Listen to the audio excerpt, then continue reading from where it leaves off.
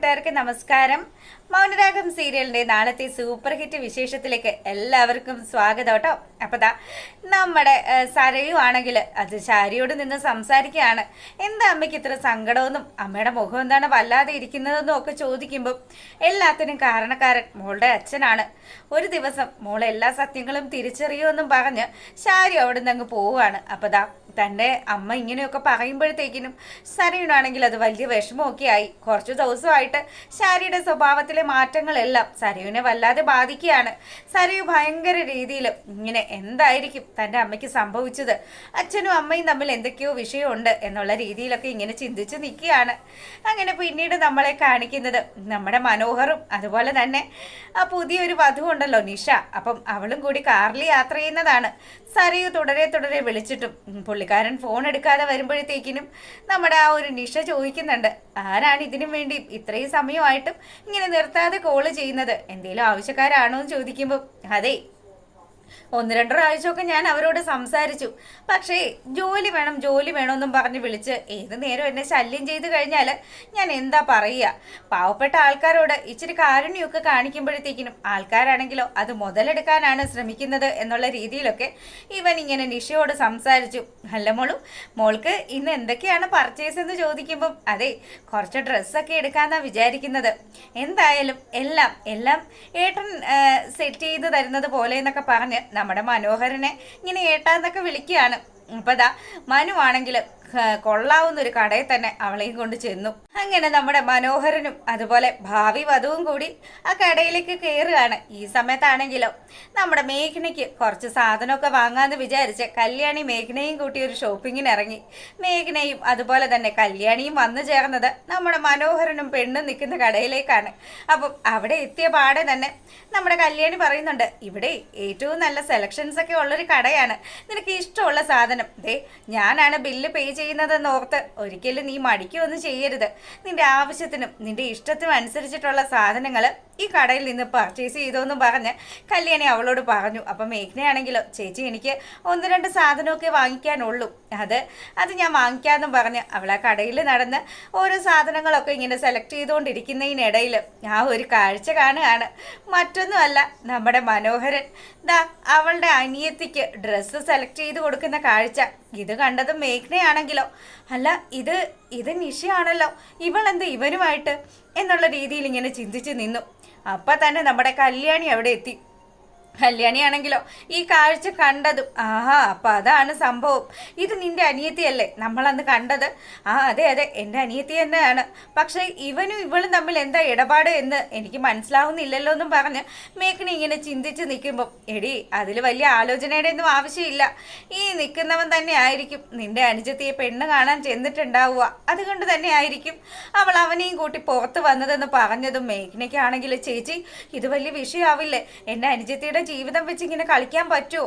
എടി മോളെ നിന്റെ അനുജത്തിക്ക് കുറച്ച് അഹങ്കാരം കൂടുതലായിരുന്നു, അത് ദൈവമായിട്ട് ഇല്ലാതാക്കുകയാണെന്ന് വിചാരിച്ചാൽ മതി. എന്തായാലും ഇവളെ കെട്ടാത്ത രീതിയിലുള്ള കാര്യങ്ങൾ ഞാൻ ചെയ്തോളാന്നും പറഞ്ഞ് നമ്മുടെ കല്യാണി അവിടെ നിന്ന് ഇങ്ങനെ നോക്കുന്ന സമയത്ത് മനോഹർ ഒരു ഡ്രസ്സ് എടുത്ത് നമ്മുടെ നിഷയുടെ മേത്ത് ഇങ്ങനെ വെച്ച് കൊടുക്കുക.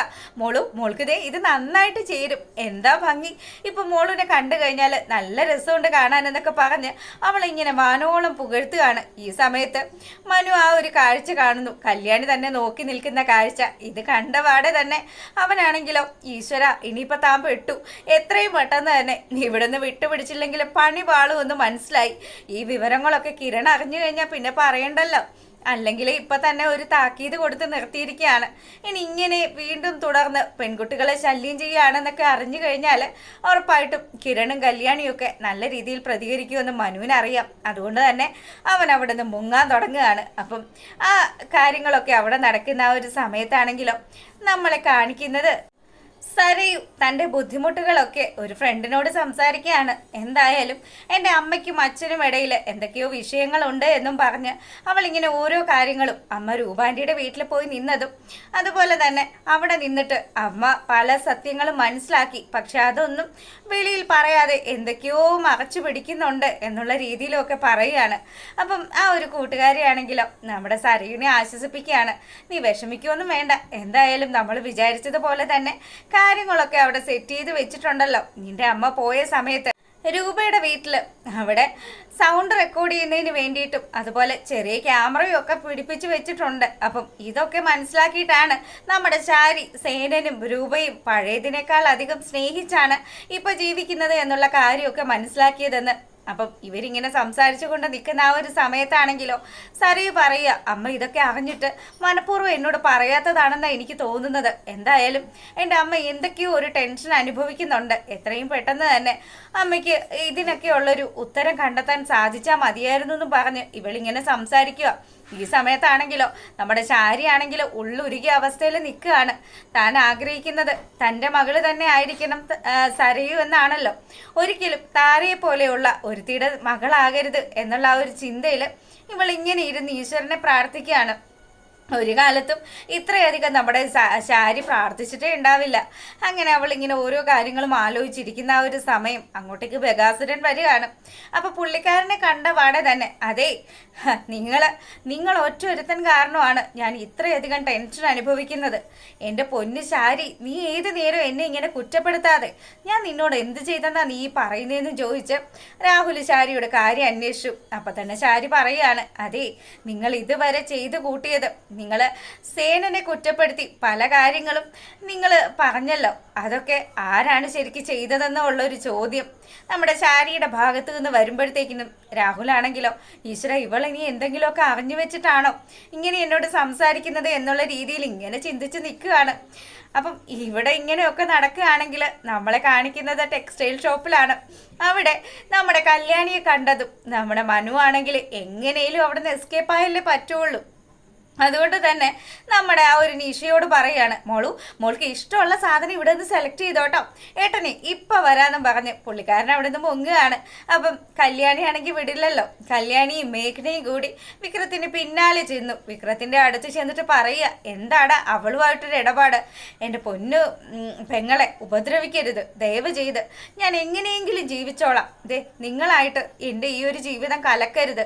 സരയുൻ്റെ അടുത്ത് നിന്ന് പോയാലും എനിക്ക് ജീവിക്കണമല്ലോ. ഇനി ഞാൻ ആ പഴയ അലമ്പ് സ്വഭാവം ഒക്കെ നിർത്തി ഞാൻ നല്ലതുപോലെ ജീവിക്കാൻ തീരുമാനിച്ചു എന്നൊക്കെ പറഞ്ഞ് പ്ലേറ്റ് മാറ്റി സംസാരിക്കുകയാണ്. പക്ഷേ ആരുടെ അനുജത്തിയാണ് എന്നുള്ള കാര്യം മനോഹരൻ മനസ്സിലാക്കുന്നില്ല. ശരിക്കും പറഞ്ഞാൽ മേഘ്ന ആ സത്യം വെളിപ്പെടുത്തുന്നതോടുകൂടി നാളത്തെ ആ ഒരു എപ്പിസോഡ് വൈൻഡപ്പ് ആകുകയാണ്. അപ്പം എപ്പോഴും പറയുന്നത് പോലെ നിങ്ങൾക്ക് ഇഷ്ടപ്പെട്ടാൽ സബ്സ്ക്രൈബ് ചെയ്യാം കേട്ടോ. അപ്പോൾ ഓക്കെ, ബൈ, ഗുഡ് നൈറ്റ്.